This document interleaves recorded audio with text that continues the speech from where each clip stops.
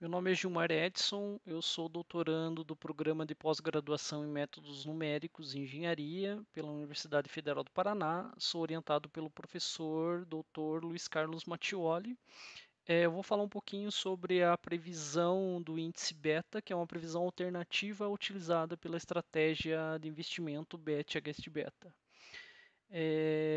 Eu vou começar falando sobre dando uma contextualização sobre a estratégia BET/HSBeta. Vou falar um pouco sobre a previsão, as previsões que eu vou, né, os modelos de previsões que eu vou utilizar para estimar o índice beta. E vou concluir e falar um pouquinho sobre os próximos passos, que é sobre a aplicação da estratégia de formação de carteira. A BET/HSBeta, ela é uma estratégia de investimento que foi proposta em 2014. Essa estratégia ela é tratada como um fator explicativo do retorno dos ativos, onde beta é um índice beta, que é uma métrica do risco de exposição de um ativo em relação ao mercado. A BET/HST Beta ela é composta por duas carteiras, uma carteira de baixo risco e uma carteira de alto risco. Na carteira de baixo risco, a gente tem os ativos que contêm betas mais baixos. E a carteira de alto risco é uma carteira que são alocados ativos que apresentam betas mais altos. E para definir quais ativos vão ser alocados em cada uma dessas duas carteiras, a gente considera a mediana dos betas que foram estimados.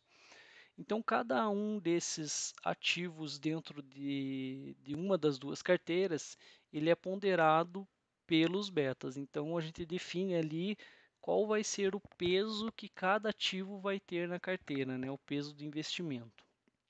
Com as carteiras definidas, a gente define também um período para realizar o rebalanceamento dessa carteira. A estratégia ela visa alcançar, na verdade, a neutralidade em relação ao mercado. Para isso, os ativos da carteira de baixo risco eles necessitam ser alavancados para atingir um beta igual a 1, enquanto os ativos da carteira de alto risco eles são vendidos. E o cálculo do retorno que essa carteira dá é calculada por essa expressão, onde o beta L e o beta H são os betas das carteiras de baixo risco e de alto risco, e o retorno e o RL e o RH são os retornos dessas carteiras. Um passo que é crucial aqui para a estratégia é a realização da previsão do índice beta de cada um desses ativos de uma forma que seja satisfatória. Os autores da aposta quanto beta, eles realizam a previsão desse índice fazendo uma combinação de correlações e volatilidade de mercado, utilizando 5 anos de retorno. A justificativa para o uso desse procedimento, segundo os autores, é que dessa forma a estimativa ela se move mais lentamente em relação às volatilidades. No entanto, em 2022 foi publicado é, esse artigo Betting Against Beta, que é apostando contra a aposta contra o beta, que é um artigo que faz algumas críticas sobre a estratégia aposta contra o beta. Esse artigo ele fala que a proposta da Bet Against Beta ela utiliza um procedimento que é considerado não convencional para realizar a estimativa dos betas dos ativos. E isso acaba contribuindo para os resultados que a estratégia acaba apresentando.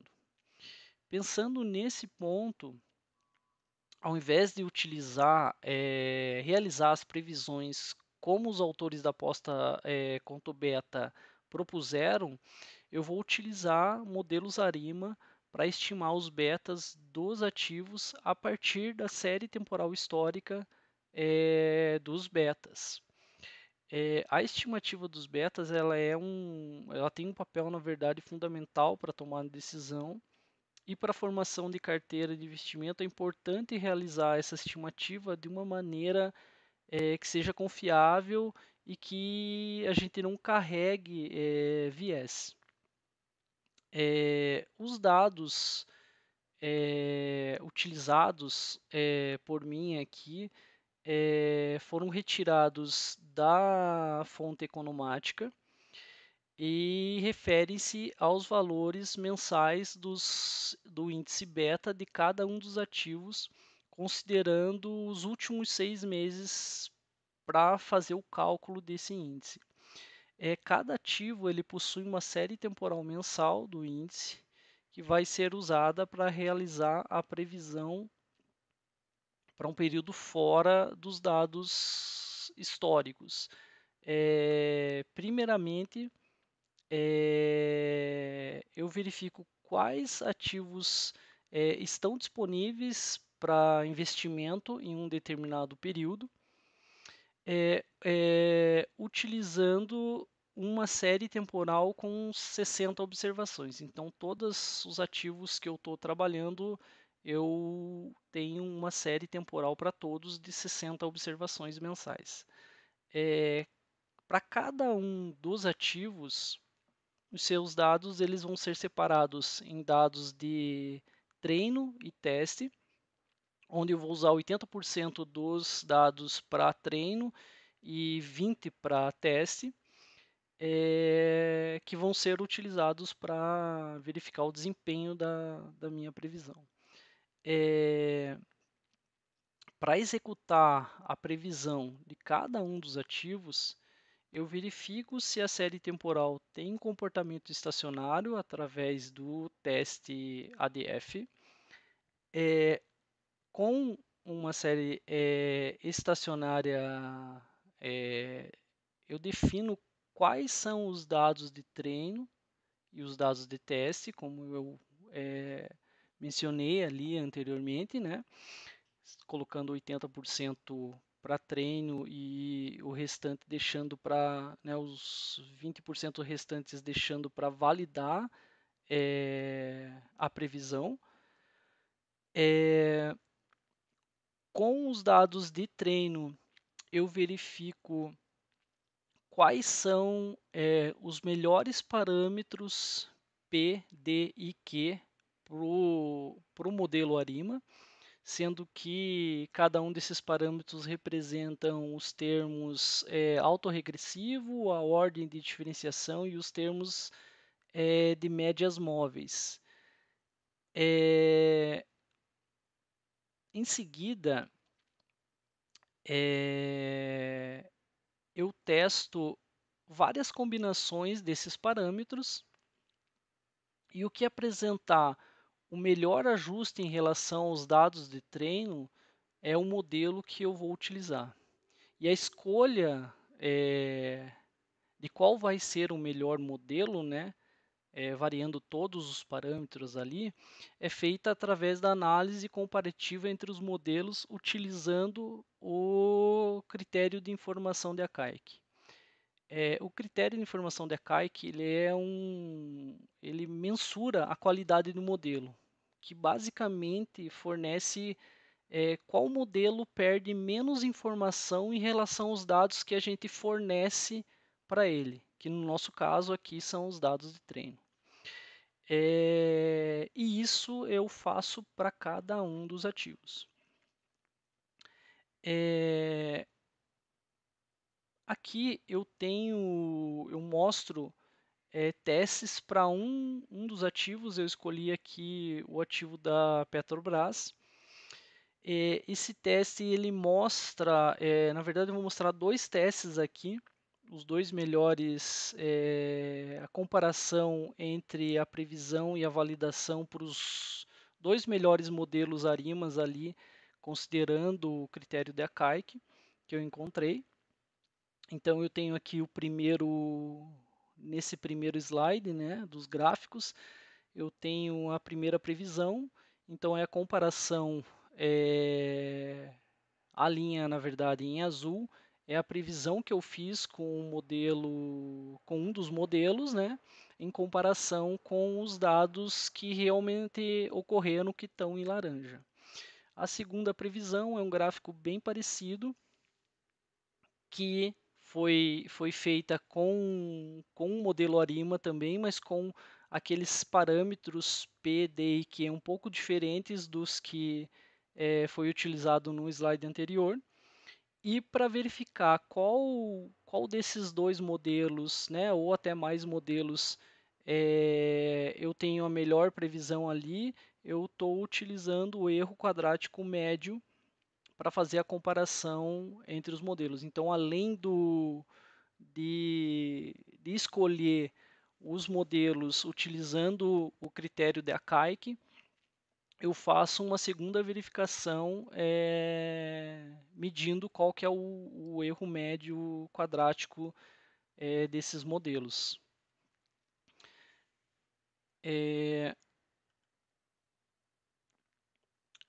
Para concluir, depois que eu realizei as previsões para todos os 450 ativos que eu vou considerar no estudo, é feito o rebalanceamento. Eu defini que o rebalanceamento vai ser feito a cada 6 meses.